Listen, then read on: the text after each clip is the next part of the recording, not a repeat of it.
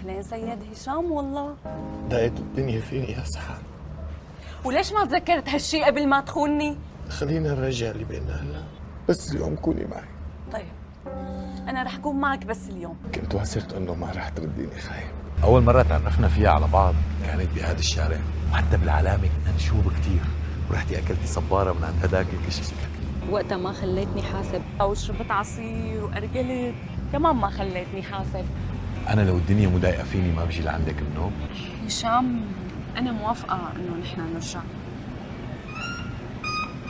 أنا يعني الدنيا ضايقة فيني مو مشان نرجع ونرجع علاقتنا ببعض، لكن شو؟ يعني ضايقة الدنيا فيني لأنه أنا بدي مصاري، بس بدي حق الفواتير تبعي.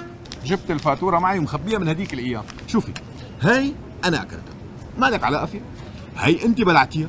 هات هالفاتورة. ها لك يا خلعتي.